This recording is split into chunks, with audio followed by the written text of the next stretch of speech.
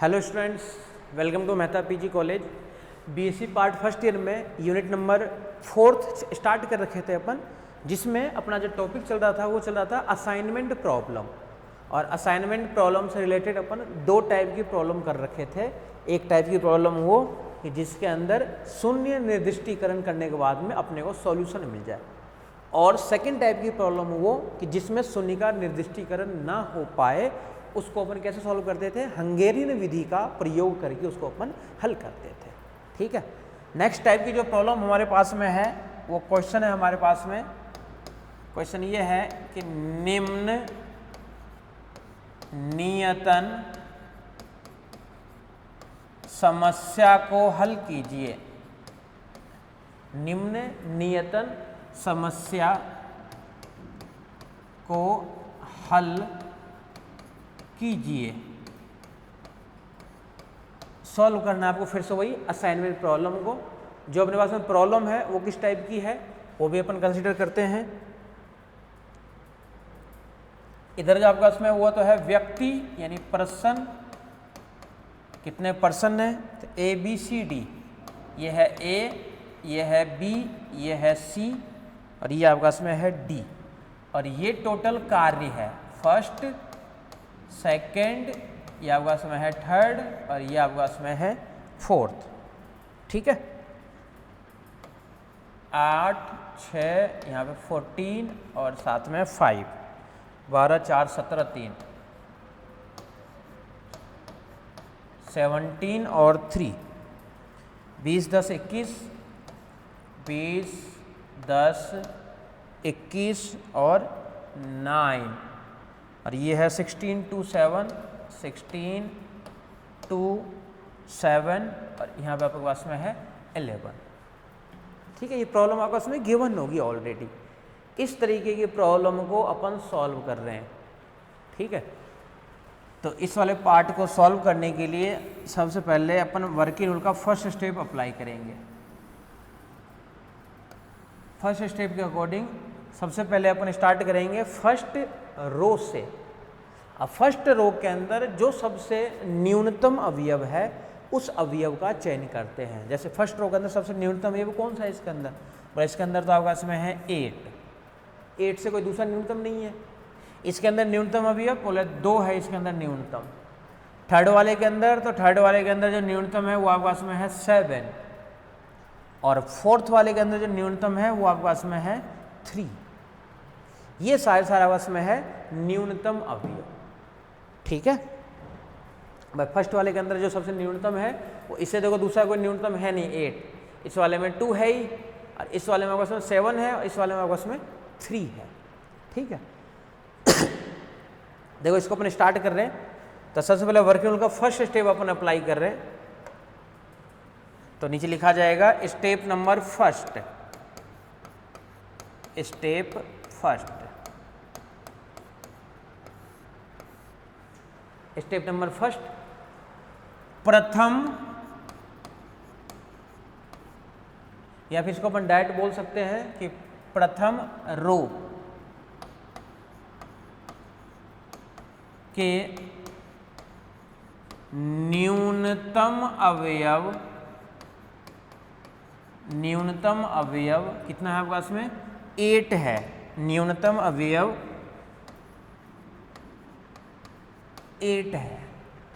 ठीक है। सेकंड वाले की बात करोगे तो द्वितीय रो के न्यूनतम अवयव, दूसरे वाले में क्या है 2 है, सेकंड वाले में तो 2 है। थर्ड वाले में आ जाओ, थर्ड वाले में क्या है बोला कि थर्ड वाले में जो है तृतीय तथा चतुर्थ, एक साथ लिख देता हूं इसके लिए, तृतीय तथा चतुर्थ रो में न्यूनतम अवयव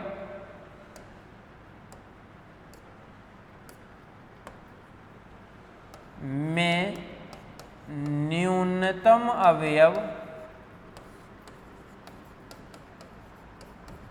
कितने कितने हैं, थर्ड में और फोर्थ में।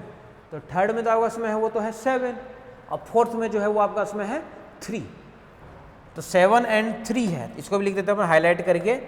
एक तो है 7 और एक आपका उसमें है 3, देख लो आराम से देख लो, ये सारे आपस में न्यूनतम अवयव है।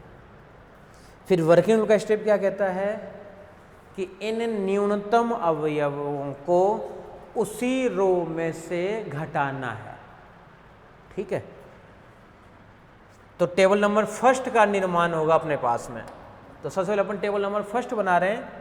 टेबल नंबर फर्स्ट के अकॉर्डिंग यहाँ पे तो हो गया आपस में A B C D सारे मान एज इट इज, तो यहाँ पे लिख लेते हैं A B C और साथ में D, और साथ में यहाँ पे हो गया आपस में वर्क, फर्स्ट सेकंड, यहाँ पे थर्ड, और यहाँ पे हो गया आपस में फोर्थ, ठीक है।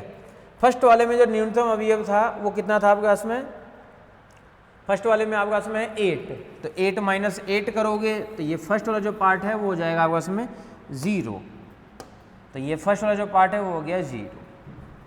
सेकंड करोगे 12 माइनस 8 तो ये आ जाएगा 4, फिर थर्ड करोगे 20 माइनस 8 तो ये बनेगा 12, फोर्थ में जाओगे 16 माइनस 8 तो ये बनेगा आपके पास में 8, तो 16 माइनस 8 यानी 8। नेक्स्ट वाले देखो 2 है, तो 4 में से करोगे तो यहाँ से बचेगा 4, 6 माइनस 2, 4 माइनस 2 यानी यहाँ से रहेगा आपके पास में 2, 10 माइनस 2 यानी यहाँ से रहेगा आपके पास में 8, और 2 माइनस 2 यानी यहाँ पे रहेगा आपके पास में 0। नेक्स्ट वाले में देखो, नेक्स्ट वाले के लिए आपके पास में क्या क्या है, 7 है 14, यानी यहाँ से बचेगा 7, 14 माइनस 7, यहाँ पे देखो क्या 17 माइनस 7, यानी यहाँ से कितना मिलेगा, बोले यहाँ से मिलेगा 10। नेक्स्ट वाले से 21, तो यहाँ से मिलेगा आपस में 14, क्यों माइनस 7 कर दोगे तो 21 बचेगा, है ना, और 7 यहाँ से करोगे तो यहाँ से आ जाएगा आपके पास में 0। क्लियर है। नेक्स्ट वाले में देखो 3, तो 5 और 3 यहाँ से मिलेगा 2। नेक्स्ट वाले में देखो यहाँ से मिलेगा 0, यहाँ से देखो 3 तो था ही, यानी यहाँ से मिल जाएगा 6, और यहाँ से मिल जाएगा आपके पास में 3 के लिए 8, 6 और 3 9 और 8 और 8, यानी फर्स्ट पंक्ति से स्टार्ट किए अपन, और जिस पंक्ति में सबसे न्यूनतम अवयव है उस अवयव को बाकी में से अपन घटा करके लिखे हैं, और इसकी जो क्रिया विधि है वो अपन कर चुके हैं, ठीक है।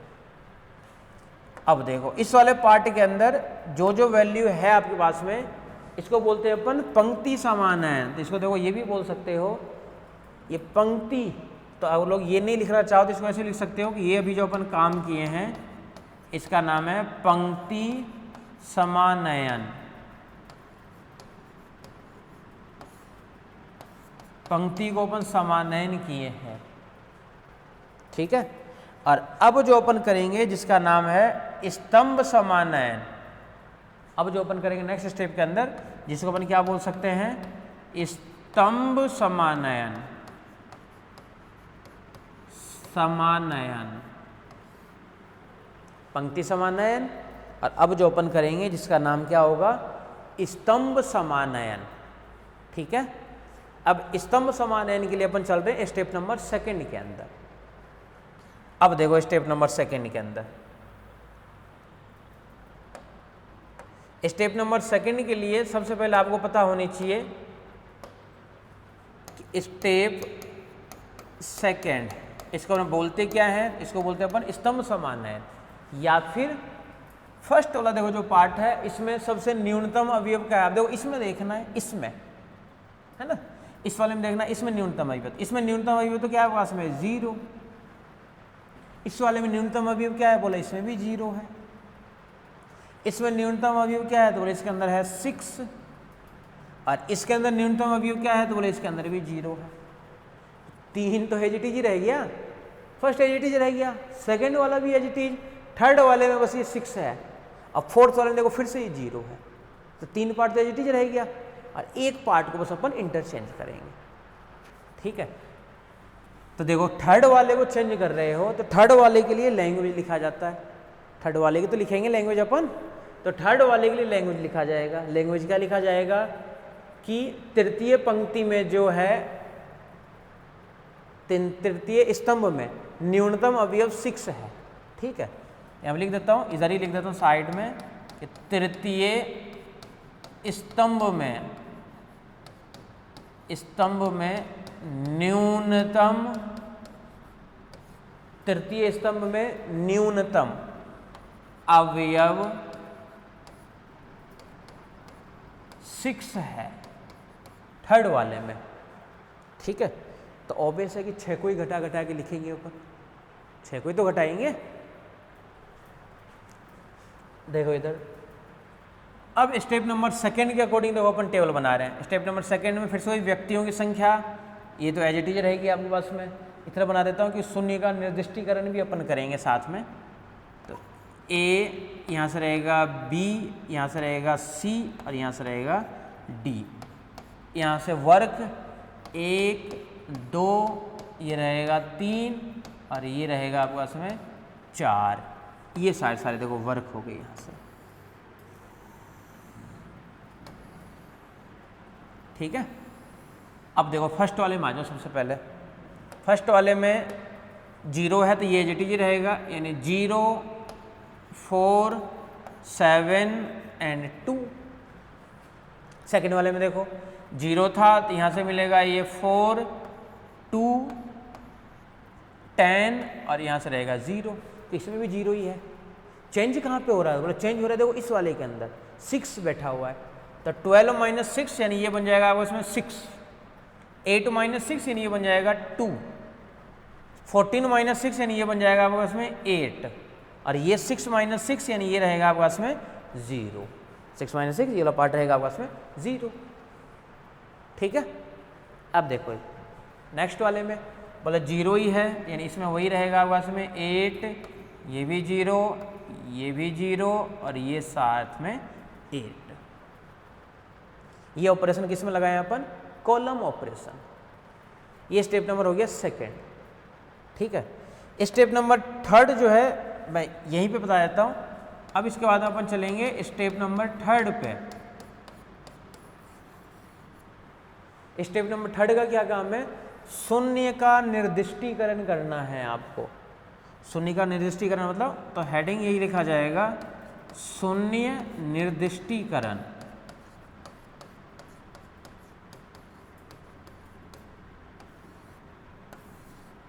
या तो वर्ग 1 0 है, 1 0 में ये वर्ग, और इसके क्रॉसपोंडिंग सबको काटना है, यानी बाकी में ये क्रॉस, जिसको हम बोलते हैं काटना। या तो वर्ग या फिर काटना, दो ही तरीके तो होते ही हैं। या तो वर्ग बना दो या फिर उसको क्या कर दो, क्रॉस कर दो, काट दो। ठीक है, अब देखो यहां पे ध्यान से, वर्ग वाला जो पार्ट आपके पास में है, ये कब लेते हैं? प्रथम पंक्ति से अवलोकन प्रारंभ करना है और उस पंक्ति का चयन करते हैं जिस पंक्ति में एक और केवल एक शून्य हो। जैसे फर्स्ट वाले से देखो अपन स्टार्ट कर रहे हैं। फर्स्ट वाले के अंदर जीरो की संख्या कितनी है? बोले 1 है जीरो की संख्या। तो इस जीरो का सिलेक्शन होगा। आपका नया स्टेप, स्टेप नंबर थर्ड बनाना है। फिर से मैं इसी में चेंज कर रहा हूँ। ठीक है, फर्स्ट वाले के अंदर एक शून्य है तो इसको कर दिए बॉक्स में बंद, वर्ग। और इसके क्रॉसपोंडिंग देखो जीरो नहीं है, इधर भी जीरो नहीं है, छोड़ दो। नेक्स्ट वाले में देखो एक जीरो है तो इसको कर दिए बॉक्स में बंद, और इसके क्रॉसपोंडिंग ये जीरो था, इसको कर दिए क्रॉस। थर्ड वाले में एक भी नहीं बचा। फोर्थ वाले में 2 जीरो है, नहीं कर सकते हैं। इस वाले में आ जाओ, एक हो रखा है, इस वाले में एक कर दोगे जीरो, तो इसको करते ही इसको करना पड़ेगा क्रॉस। ठीक है, शून्य का निर्दिष्टीकरण किए हो, ये देख लो आराम से। और शून्य का निर्दिष्टीकरण करने के बाद में ये चेक करो कि जिसको आप लोग निर्दिष्ट किए हो प्रत्येक रो के अंदर एक एक शून्य निर्दिष्ट हो जानी चाहिए। देखो इस रो के अंदर तो एक शून्य हो गया, दूसरे में कोई सा हुआ क्या? बोला दूसरे में भी हो गया। थर्ड में कोई हुआ क्या? बोला थर्ड में नहीं हुआ। फोर्थ में कोई हुआ क्या? बोला फोर्थ में फिर से हो गया। तो कहाँ कहाँ पे हुआ? इस वाले में हुआ, बाकी वाले पार्ट में नहीं हुआ। ठीक है, तो अब इसके अंदर आपको फिर से मेथड लगाना पड़ेगा। मेथड क्या लगाना पड़ेगा? नेक्स्ट स्टेप की बात कर रहे हैं अपन कि अब इस स्टेप नंबर 4, स्टेप नंबर 4 क्या लिखेंगे पहले कि प्रत्येक पंक्ति में शून्य निर्दिष्ट नहीं है, शून्य निर्दिष्ट नहीं है, अर्थात अगर नहीं होगा तब आपको मेथड लगाना पड़ेगा, अर्थात हंगेरियन विधि का प्रयोग करते हैं, हंगेरियन विधि का प्रयोग करते हैं। हंगेरियन विधि का प्रयोग करते समय क्या हुआ कि अब समस्त शून्यों को एक रेखाखंड के द्वारा आपको ढकना है, समस्त शून्यों को एक रेखाखंड के द्वारा क्या करना है, आपको ढकना है। देख लो यहां तक आराम से पहले एक बार,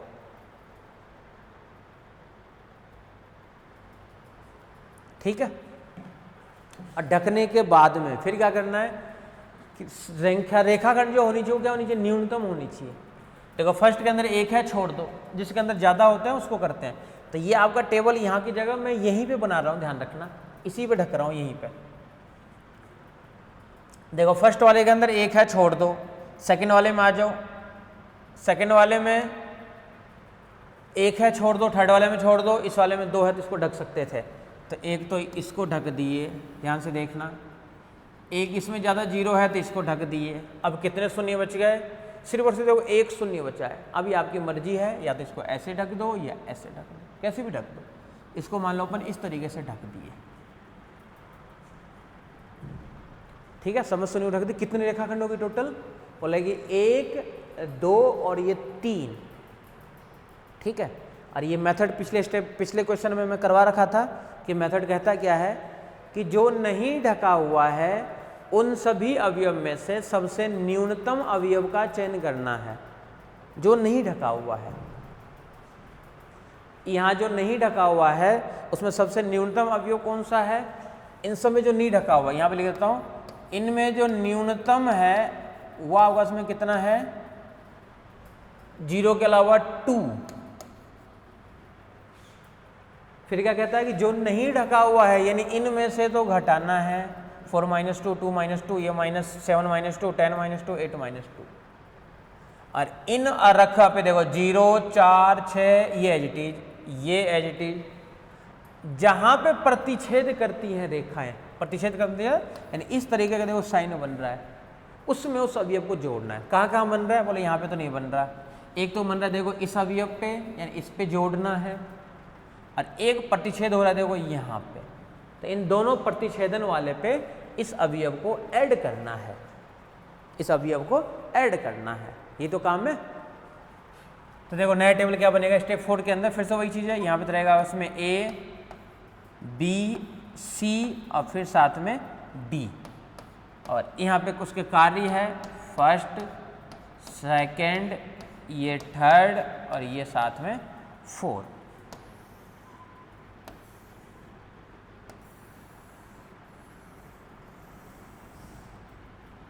ठीक है। अब देखो इनका मान देखो कैसे कैसे अपन लिखेंगे। फर्स्ट वाला देखो 0 तो एज इट इज ही रहेगा, कुछ बदलाव नहीं होगा, जिसपे केवल एक रेखाएं हैं, इस पे एक रेखाएं हैं ना, कोई बदलाव नहीं होगा। ये अगला 4 रहेगा एज इट इज, ये 6 रहेगा एज इट इज, और यहाँ पे देखो 8 में वो 2 ऐड हो जाएगा, ये बन जाएगा 10। ठीक है। नेक्स्ट में देखो घटेगा 4 - 2 यानी 2 2 - 2 यानी यहाँ पे 0, यहाँ पे भी 0, और नेक्स्ट वाले में 0 है तो 0 ही रहेगा पहले से। प्रतिच्छेद यहाँ पे नहीं कर रहा है, यहाँ पे प्रतिच्छेद कर रहा है, ध्यान रखना, कहीं पता ही नहीं चलता है कि कहाँ पे तो जोड़ रहा है और कहाँ पे घटा रहा है। जहाँ प्रतिच्छेद कर रही है इस तरीके का, वहाँ पे जुड़ता है, ये पिछली क्लास में बता रखा हूँ। अब देखो नेक्स्ट वाले में 7 - 2 यानी यहाँ से तो रहेगा 5, 2 था ना इसलिए 5, और 10 यानी ये रहेगा आपके पास में 8, ये रहेगा आपके पास में 6, और ये रहेगा आपके पास में 0। नेक्स्ट वाले में देखो 2 as it is, 0 as it is, ये 0 एज इट इज, क्योंकि एक बार था। अब यहाँ पे देखो प्रतिच्छेद कर रहा है तो ये बन जाएगा 8 और 2 मतलब हो जाएगा ये 10। तो ये टेबल बनेगा अपने पास में न्यू टेबल जो रहेगा। अब फिर से आपके पास में स्टेप नंबर नेक्स्ट है कि स्टेप नंबर 5। स्टेप नंबर 5 में फिर से क्या करना है आपको, पुनः शून्य निर्दिष्टीकरण करना है। पुनः शून्य निर्दिष्टीकरण करना है मतलब कि फिर से समस्त, अच्छा जरूरी नहीं कि एक बार हंगेरियन लगा के आपका काम हो जाए। अभी अपन शून्य निर्दिष्टीकरण करेंगे, अगर हो गया तो ठीक है, नहीं हुआ ना तो फिर से अपन हंगेरियन प्रोसेस लगाएंगे। ये तो लगाते रहना है ना, जब तक लगाओगे जब तक प्रत्येक रो के अंदर एक एक शून्य निर्दिष्ट ना हो जाए, प्रत्येक के अंदर एक एक शून्य निर्दिष्ट ना हो जाए। देखो फर्स्ट वाले से देखो फिर से अपन स्टार्ट कर रहे हैं। फर्स्ट वाले में शून्य देखो 1 है, तो इसको कर दिया अपन देखो निर्दिष्ट। सबसे पहले इसके क्रॉसपोंडिंग 0 रहता है तो उसको काट देते, लेकिन है ही नहीं। ये नेक्स्ट स्टेप बन गया स्टेप 4, ठीक है। अब देखो नेक्स्ट वाले में देखो 3 0 है तो निर्दिष्ट नहीं कर सकते हो, तो छोड़ दो इसको। इससे नेक्स्ट वाले में देखो 1 0 है तो इसको निर्दिष्ट कर सकते हो, तो इसको अपन ले लिए वर्ग में। अब वर्ग में लेते इसके क्रॉसपोंडिंग अगर कोई 0 है तो उसको तो काटना ही है। फोर्थ वाले में 2 0 है तो नहीं ले सकते हो। अब ये काम करना है, इसमें 1 भी नहीं है मतलब हो चुका है, इसमें 2 है नहीं ले सकते हो, इसमें 2 है नहीं ले सकते हो। अब ये जो 2 वाली जो कहानी बन जाती है ना, उन दोनों वाले में पहले इसको लेकर के बाकी को मन से ही है ना, और दूसरे में ये लेकर के बाकी को अकॉर्डिंग करो, आंसर में कोई डिफरेंट नहीं आएगा, वही सेम टू सेम मान देगा, ठीक है। अब देखो इधर ध्यान से, सबसे पहले अपन सेलेक्ट किसको कर रहे हैं, तो हम सबसे पहले सेलेक्ट कर लेते हैं, मान लेते हैं 0 को अपन सेलेक्ट कर लिए सबसे पहले, ठीक है। अगर 0 को सेलेक्ट, दोनों को सेलेक्ट करके लिखना है आपको। इस 0 को सेलेक्ट कर लिए, ध्यान से देखना, इसको सेलेक्ट किए हो, इसको कुछ और हाईलाइट करके दिखा दो कि इसको अपन सेलेक्ट कर रखे हैं, जो पता रहे आपको, इसको सेलेक्ट किए हैं अपन, ठीक है। इसको सेलेक्ट करने के बाद में जो इसके क्रॉसपोंडिंग तो इसको सेलेक्ट किए हो तो ये वाला हो जाएगा क्रॉस, और इसको करे हो सेलेक्ट तो इसके क्रॉसपोंडिंग यानी ये भी कट जाएगा और ये कट जाएगा, तो ये हो जाएगा बॉक्स में बंद। यानी इनके अकॉर्डिंग अब स्टेप नंबर 6 जाता, ये स्टेप नंबर 5 हुआ ही है। फिर स्टेप नंबर 6 हल। हल देखो हल कैसे लिखा जाता है, ए में कौन सा नंबर था, बोले ए में है फर्स्ट नंबर, तो ए के लिए आ जाएगा फर्स्ट। बी में कौन सा नंबर है, बोले बी में जो है वो आपके पास में है सेकंड। सी में कौन सा नंबर था, बोले लास्ट वाला यानी 4। डी में कौन सा नंबर है, डी में नंबर है आपका थर्ड, तो ये नंबर आपके पास में है थर्ड। अब इनके मान आपको आंसर में देखना है, जो क्वेश्चन गिवन था उस क्वेश्चन में इनके मान देखने हैं। क्वेश्चन जो गिवन था ना उसके अंदर मान देख करके देखो क्या क्या मान था इसके अंदर। ए में फर्स्ट है, बी में सेकंड, फोर्थ, थर्ड।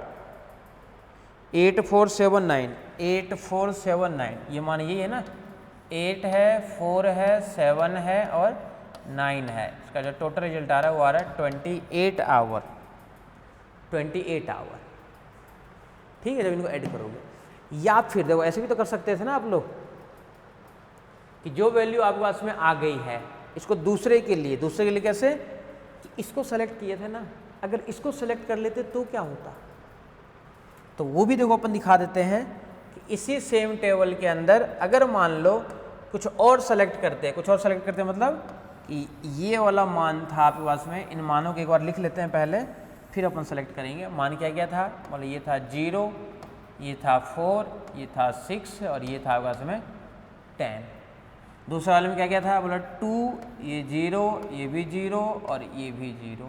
थर्ड वाले में क्या क्या है, 5 8 6 और 0। फोर्थ वाले में क्या है, 2 0 0 और साथ में 10, 2 0 0 और साथ में 10, ठीक है। ये वाला मान है इसके लिए। सबसे पहले अपन फर्स्ट को किए थे निर्दिष्ट, तो फर्स्ट वाले को देखो कर लेते हैं निर्दिष्ट। फर्स्ट वाले देखो निर्दिष्ट करके क्या क्या मान मिलेगा, इसको कर दिए। देखो इसके कॉरस्पॉन्डिंग कहीं पे रहता तो क्रॉस कर देते, नहीं है, 3 जीरो है नहीं कर सकते, 1 जीरो है तो कर लिए सेलेक्ट, इसके क्रॉस पे इसको क्रॉस कर दिए। इसमें 2 जीरो है नहीं कर सकते, इसमें नहीं, इसमें 2, इसमें 2 है। पहले देखो अपन इसको किया था, अब इसको कर रहे हैं, इसको करते ही ये कट जाएगा और इसको करते ही ये भी कट जाएगा। अब देखो इसमें 1 बचा तो ये हो जाएगा ऑक्सफोर्ड। ठीक है, देख लो आराम से देख लो। अब इनके अकॉर्डिंग जो रिजल्ट मिलता है आपका इसमें, वो ए में तो कौन सा था, वो था फर्स्ट, बी में मान क्या आपका इसमें फर्स्ट सेकंड थर्ड, तो बी में जो है वो आपके पास में है थर्ड, सी में जो आपके पास में है वो कैसा है फोर्थ, सी में है फोर्थ, और डी जो है, डी के अंदर कौन सा आपके पास में सेकंड, डी के अंदर है सेकंड। इनके मान क्वेश्चन में रख करके इनका भी टोटल करो, ये भी 28 ही मिलेगा। इनका मान क्वेश्चन में रख करके ऐड करो, क्वेश्चन मतलब कि जो मैंने स्टार्टिंग में दिया हुआ था ना, स्टार्टिंग में क्वेश्चन, उसके अंदर मान रखना है कि ए पे फर्स्ट नंबर पे कौन सा है, बी के सेकंड नंबर पे कौन सा है, सी वाले पे और डी वाले पे।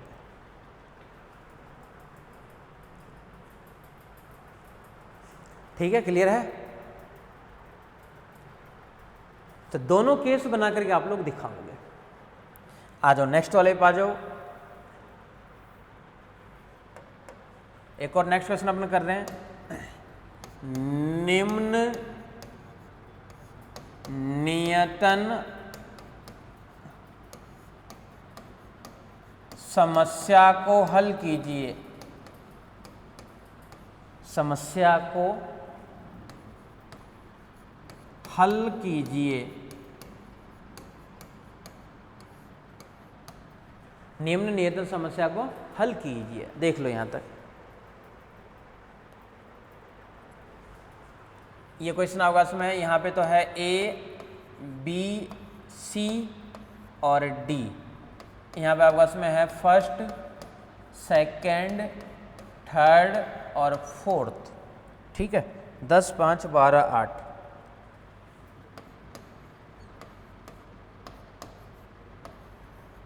सेकेंड नंबर जो है वो 12 10 14 15। थर्ड नंबर पे जो है वो है 19 7 13 11, फिर 11 8 11 9, 8 11 9। ये क्वेश्चन आपके सामने दे रखा है। कैसा भी क्वेश्चन दे दे क्या फर्क पड़ता है, ये क्वेश्चन आपके सामने दे रखा है, इसको थोड़ा सही तरीके से लिख लेते हैं। ये पहले से गिवन है आपके पास में।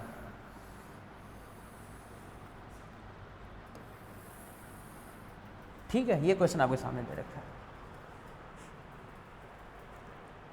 इसको बोले कि हल करना है। फिर से वही, पहले तो पंक्ति समान है, समझ लो लैंग्वेज अलग अलग लिख रहे हो, इसमें से कोई भी एक लैंग्वेज आप लोग सेलेक्ट करके लिखना है। ठीक है, सॉल्यूशन जब जाओगे तो सबसे पहले देखो फर्स्ट वाले से सेलेक्ट करना स्टार्ट करोगे। फर्स्ट वाले में न्यूनतम अवयव कौन सा है, बोला सबसे न्यूनतम तो 10 ही है यहाँ पे। सेकंड वाले में कितना है, बोला कि 5 है। थर्ड वाले में कितना है 11, इस वाले में कितना होगा इसमें 8। तो पंक्ति समान है। ठीक है, आप लोगों को नीचे लिखना है, मैं यहीं पे लिख देता हूँ। जब अपने पास सॉल्यूशन स्टार्ट होगा वो कहाँ से स्टार्ट होगा, पंक्ति समान है, यानी स्टेप फर्स्ट, इसको अपनी भी बोलते हैं पंक्ति समान है। पंक्ति समानयन। और पंक्ति समानयन का मतलब क्या हो गया कि फर्स्ट पंक्ति में सबसे न्यूनतम अवयव लेना है और उस न्यूनतम अवयव को उसी में से सब में से घटाना है। क्लियर है। प्रथम पंक्ति में न्यूनतम अवयव, ये अपन लिख लेते हैं एक बार। प्रथम पंक्ति में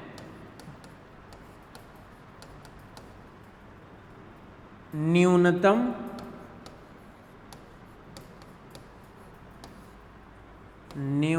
अवयव क्या है, 10 है, 10 है। ठीक है, टेबल बना लेते हैं इसके लिए, देखो ध्यान से। अब इसको जब अपन सॉल्व करेंगे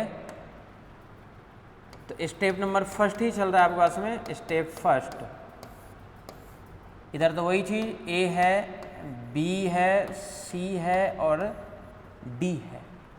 इधर जो पार्ट आपके पास में है, ये फर्स्ट नंबर, ये सेकंड नंबर, ये थर्ड नंबर और ये आपके पास में फोर्थ नंबर। ठीक है, फर्स्ट वाले में कौन सा था, 10। तो 10 है तो 10 माइनस 10 करोगे तो ये वाला पार्ट तो बन जाएगा 0 आपके पास में, यानी ये जो फर्स्ट वाला पार्ट है ये रह गया 0।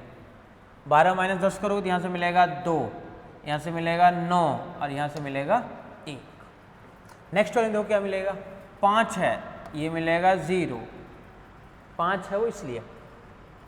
10 तो यहाँ से मिलेगा 5, यहाँ से मिलेगा 2 और यहाँ से मिलेगा 3 सेकेंड वाले में।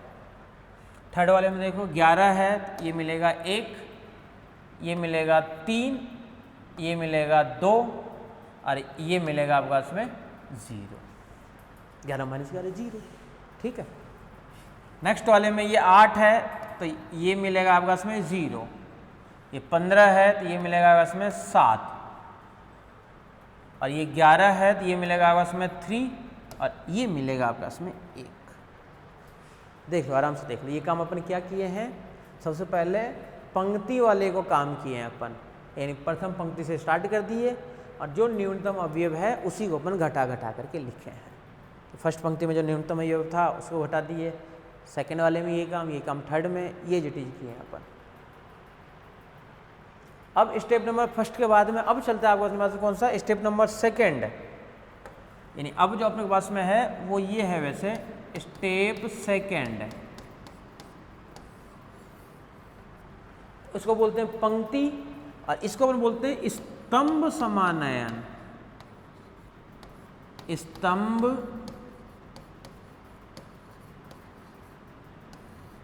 समानयन, स्तंभ समानयन। स्तंभ समानयन का मतलब क्या हो गया कि ये अब आपको काम जो करना है वो करना है इस स्तंभ में काम करना है, स्तंभ में काम करना है। फर्स्ट स्तंभ में सबसे न्यूनतम अवयव वाला 0 ही है, क्या लिखोगे इसको, एज इट इज रहेगा ये। सेकंड वाले में न्यूनतम अवयव है उसमें 2, घटा करके लिख देंगे।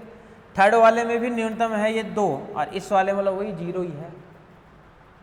तो फर्स्ट और देखो फोर्थ एज इट इज है ना, सेकंड और थर्ड वाले को सब पर इंटरचेंज करेंगे। ठीक है, तो अपने पास में आ जाएगी कौन सी, टेबल नंबर सेकंड। अब देखो टेबल नंबर सेकंड के लिए step second, step number second में वही फिर से ए है, बी है, सी है और साथ में डी।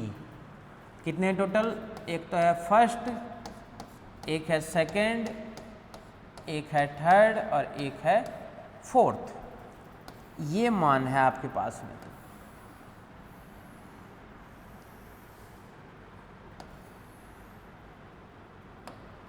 ठीक है, इन मानों को रखना। पहले वाले में तो देखो 0 ही था तो एज इट इज रहेगा, देखो सारा 0 0 1 और साथ में 0। फर्स्ट वाले में तो कोई फर्क नहीं पड़ेगा।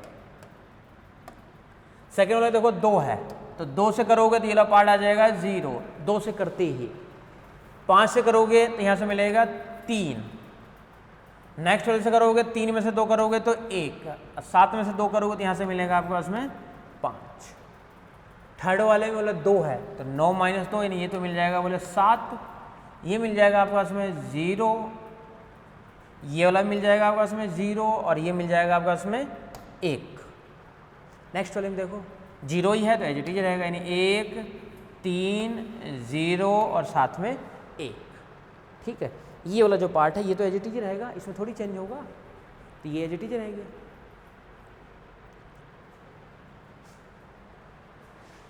ठीक है, देख लो आराम से। ये मान किसके लिए आपके पास में आ गया, ये आ गया स्टेप नंबर सेकंड। जो काम अपन सबसे पहले किए थे पंक्ति में, वही काम किए किसके अंदर, स्तंभ के अंदर। ठीक है, अब जो है इसके लिए शून्य निर्दिष्टीकरण करेंगे, यानी स्टेप नंबर जो आपके पास में है वैसे वो है third, step number third. Step number third क्या है आपके पास में कि शून्य का निर्दिष्टीकरण करना, ध्यान रखना। तो अब जो अपन काम कर रहे हैं वो क्या कर रहे हैं, शून्य निर्दिष्टीकरण।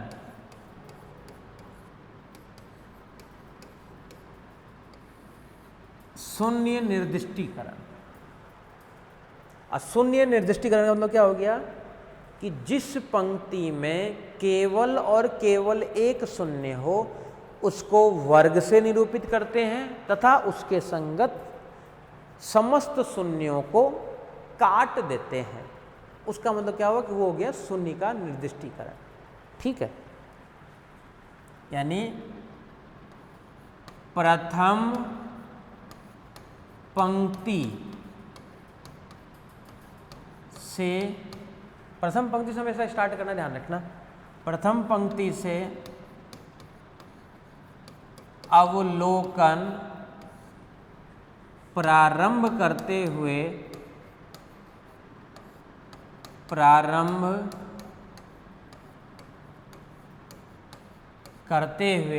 पंक्ति से अवलोकन प्रारंभ करते हुए उस पंक्ति का चयन करते हैं, उस पंक्ति का चयन करते हैं जिस पंक्ति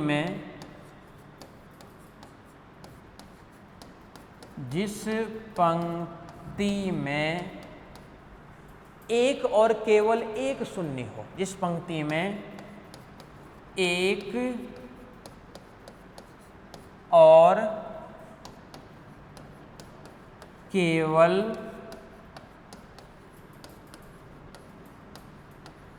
एक शून्य हो, जिस पंक्ति में एक और केवल एक शून्य हो, उस पंक्ति का चयन करते, जिस पंक्ति में एक और केवल एक तथा उस शून्य को क्या लिखते हैं, वर्ग से निरूपित करते हैं। उसको अपन क्या करते हैं, वर्ग से निरूपित करते हैं तथा संगत काट देते हैं, उसके संगत अपन काट देते हैं शून्यों को। ठीक है, आ जाओ स्टेप नंबर 4 में। ये तो हो गया उसमें थर्ड नंबर की स्टेप। फोर्थ नंबर की स्टेप देखो, स्टेप नंबर 4, सारे मान वही A, B, C और साथ में D। इधर क्या क्या मान है बस में, फर्स्ट, सेकंड, ये थर्ड और ये साथ में 4। मान क्या क्या है, 0, 0, 1 और 0, 0, 3, 1, 5, 0, 3, 1 और 5, 7, 0, 0, 1, 7, 0, 0 और 1, और यहाँ पे है 1, 3, 0 और 1। ये क्वेश्चन था आपके पास में, मतलब ये वाला पार्ट ये है। अब इसके अंदर आपको अवलोकन प्रारंभ करना है। प्रथम में देखो 2 है, इसमें 2 है, इसमें 2 है, इसमें 1 है। तो सबसे पहले अपन क्या करेंगे, इस शून्य को निर्दिष्ट कर दिए। क्यों, रीजन इसका पता चल गया ना। फर्स्ट से अवलोकन जब प्रारंभ कर रहे हो ना, तो यहाँ पे देखो 2 0 है, सेकेंड वाले में देखो 2 0 है, थर्ड वाले में 2 0 है, फोर्थ वाले में 1 ही 0 है ना। इसका अपन चेंज कर लिए, और इसके संगत जो शून्य है उसको अपन क्या कर देते हैं, क्रॉस कर देते हैं। ठीक है, अब ये काम देखो इसमें करना, इसमें हो गया, इसमें जो 1 शून्य था इसको ब्रैकेट में, इसको भी क्रॉस, इसको भी क्रॉस, बोला है ही नहीं। इसमें 2 शून्य है, नहीं कर सकते हो, भी छोड़ दो। इस वाले में 1 शून्य है, कर सकते हो, इसको क्रॉस करते ही ये वाला पार्ट क्या हो जाएगा, कट जाएगा। अब देखो इसमें हो गया, इसमें हो गया, इसमें देखो बच्चा 1 शून्य, तो अब इसको भी अपन कर सकते हैं ना बॉक्स में, तो इसको भी कर दिया अपन बॉक्स के अंदर। ये चलेगा ना पता कैसे लिख दिए अपन, सारे वैल्यू क्रॉस कर करके जो पार्ट देखो हो गया कि यहाँ से सॉल्यूशन, न्यूटन समस्या का हल यहाँ से मिल चुका है। क्यों? ए में देखो सेकंड नंबर, बी में थर्ड नंबर, सी में फोर्थ नंबर और डी में फर्स्ट नंबर। ठीक है, तो अब इसके लिए अपन कंडीशन लिख देते हैं कि न्यूटन समस्या का जो हल मिलेगा कहाँ से मिलेगा, बोले ए का तो हो गया ये फर्स्ट, बी वाले पे चला गया ये कौन से वाले पार्ट पे, थर्ड, सी वाले पे कौन सा है, देखो ये फोर्थ है सी पे, और डी पे कौन सा है, तो डी पे ये फर्स्ट वाला पार्ट। टोटल कितने पार्ट हो गए, बोले 4 पार्ट हो गए टोटल। बोलो अब इन सब के बोलो मान लिख करके और इन सबको बस ऐड करना है, और ऐड करके वही आपका क्या रहेगा, सॉल्यूशन होगा। ठीक है, तो अब जो आपका समय है वो बनेगा स्टेप नंबर 5, और स्टेप नंबर देखो 5 क्या बनाओगे आप लोग, इधर लिख देता हूँ एक बार पहले में, स्टेप नंबर जो है ये आपके पास में 5 है, ये स्टेप नंबर। ठीक है, यहाँ पे जो काम करते हैं ना अपन, इसी चीज़ को अपन यहाँ पे लिखते हैं थ्योरी में, और अगर थ्योरी पहले लिखोगे तो थ्योरी में लिखोगे, उसी को आपको क्या करना है, उसको मैथमेटिकल फॉर्म में और दिखाना होता है। आ जाओ फर्स्ट ऑफ देखो वर्ग कहाँ है, बोले एक तो है ए पे सेकेंड। स्टेप 5 न्यूटन समस्या का हल, न्यूटन समस्या का हल। ये जो अपन न्यूटन समस्या लिखे हैं, इस न्यूटन समस्या का क्या लिखना है आपको, हल बताना है कि बोले कि इस न्यूटन समस्या का हल क्या होगा। तो इस न्यूटन समस्या का हल के लिए ए जो था आपके पास में ए वाला पार्ट, इस पे कौन सा नंबर है, तो ए जो आपके पास में है वो ए के अंदर आपके पास में है सेकंड, बी जो है बी के अंदर कौन सा पार्ट है, बोले थर्ड, तो बी के अंदर जो आपके पास में है वो है थर्ड। सी के अंदर कौन सा पार्ट है, सी के अंदर है आपके पास में देखो ये फोर्थ पार्ट, सी के अंदर आपके पास में है ये फोर्थ। डी के अंदर और देखोगे तो डी के अंदर कौन सा पार्ट है, तो डी के अंदर आपके पास में है फर्स्ट वाला पार्ट। अब इनके मान और देख लेते हैं, ए पे सेकंड बी पे थर्ड, ए पे सेकंड और बी पे थर्ड। ए पे सेकंड बी पे थर्ड, 2-2 है, दोनों पे 2-2 ही है। बी पे थर्ड, सी पे 4 डी पे 1, सी पे 4 डी पे 1, सी पे 4 और डी पे 1। मेन क्वेश्चन में सी में 4 डी में 1, इसमें था, ये था क्वेश्चन मेन क्वेश्चन, सॉरी ये था मेन क्वेश्चन ना, सी में 4 डी में 1, ये है मेन क्वेश्चन। सी में 4 डी में 1 यानी यहाँ से मान क्या है, सी में 4 यानी 11, डी में 1 यानी 8, 11 और 8, लास्ट के जो मान है ना वो है 11 और 8, यानी ये तो है 11 और ये है आपका इसमें 8, और ये 2-2 नहीं है मान, ये मान क्या क्या है ये और अपन देख लेते हैं। ए में सेकंड बी में थर्ड, ए में सेकंड बी में थर्ड, ए में तो सेकंड है और बी में थर्ड है, बी में थर्ड है, 12 और 7, ये 2 मान हो रहा है आपके पास में 12 और 7, एक मान आपके पास में 12 और एक मान आपके पास में है 7। ठीक है, 12 और 7 19, एक 20, 10 30 और एक मान क्या आ गया आपके पास में 38, और साथ में लगा देंगे अपन आवर, 38 और साथ में क्या लग जाएगा आवर।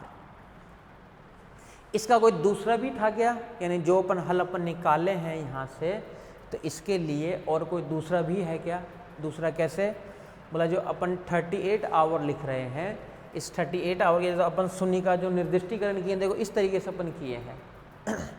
बोला कि कोई और तरीका था क्या, किसी के अंदर 2 भी था क्या शून्य, बोला और किसी के अंदर तो 2 नहीं था आपके पास में शून्य, और किसी के अंदर तो नहीं था ना 2 शून्य आपके पास में। ठीक है, जब और किसी के अंदर 2 शून्य नहीं था तो इसके लिए बोला कि और कुछ तरीका कर सकते थे क्या, बोला 2 तरीका और इसके लिए नहीं कर सकते हो, क्यों नहीं कर सकते हो? क्योंकि दोनों तरीका वाले पार्ट से उसी के लिए अप्लाई करते हैं अपन जिसके अंदर ये मान आ जाता है। अतः नियतन समस्या का हल, अतः नियतन समस्या का हल, समस्या का हल 38 आवर है। 38 आवर है। ठीक है, क्लियर है? ये सारे सारे अपन ऐड करके लिख दिए यहाँ पे।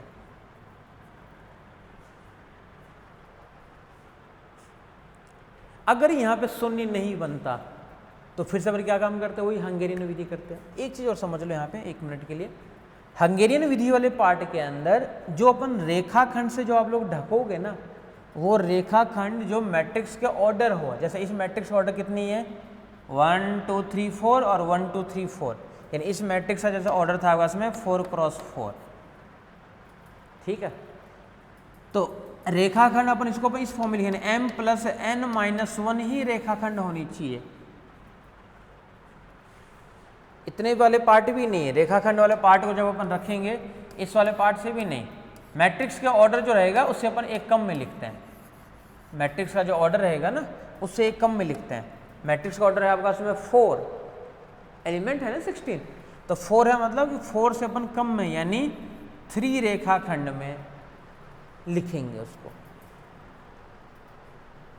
ठीक है, 3 से 2 रह जाए और ज़्यादा सही रहेगा, 2 से और कम कर दोगे और ज़्यादा सही रहेगा, लेकिन रेखाखंड जो होनी चाहिए वो 4 से तो कम ही होनी चाहिए। तो उससे पता चल जाएगा भाई इतनी रेखाखंड से है, उतनी रेखाखंड से नहीं है। और रेखाखंड के लिए ये पता ही है आपको, सॉल्व करने के लिए हंगेरियन विधि का प्रयोग कर दो और हंगेरियन विधि से मान निकाल लो। ठीक है, क्लियर है? चलो बाकी अपन नेक्स्ट क्लास में करते हैं।